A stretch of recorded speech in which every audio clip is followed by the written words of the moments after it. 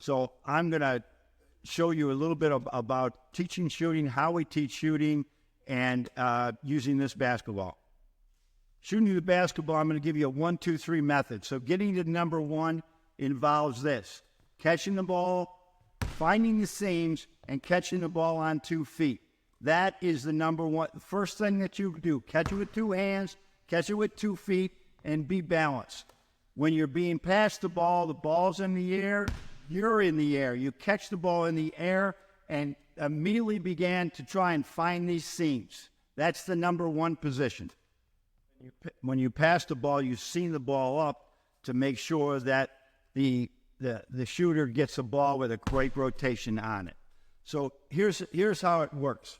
That we want everyone to be able to get their hands placed right on the ball. It's not a matter of just catching it and just taking however you catching and shooting. There's a thing you do when you catch a basketball. As soon as you catch it, what I say is read the map. If you remember in elementary school, a topographical map will have these mountains on it, and you can feel Braille is very similar. You feel it. This is like Braille. When you catch it, like a blind person would read, you use your hands to find the middle of the ball by these seams. That's what these seams are for, to make the ball go straight, but also allow you to be able to find the seams.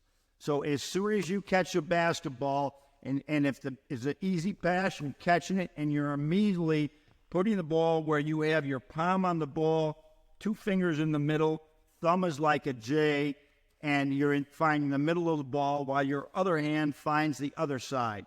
Palms are on the ball. Believe it or not, palms are on the ball to start. They won't be at the end. Okay. Number 2, as you catch the ball in the number 1 position by moving your hands, your foot is moving forward and your elbow is pulling the ball into the number 2 position. Which, look at that window. That's the window players should look for. Younger players can look over the window. Even some NBA players look over the window, or they're through the window, or they may have the ball a little bit in front of their face. I'd prefer that you catch the ball and play as big as you can by coming to this window where you're effectively holding a pizza. The ball is right there. It's fully on your palm. You're sitting right there. Your other hand is just gently touching the ball. Ready? Now, number 3 is as I catch the ball and I'm catching the 1 and I go to 2, make believe right now this is a 10-story building. And you bring the ball up on your palm, and it will gradually come off your palm. 7 stories in a 10-story building. In the 7th story there of that building, that's when you let the ball go and you follow through so that you have that type of spin.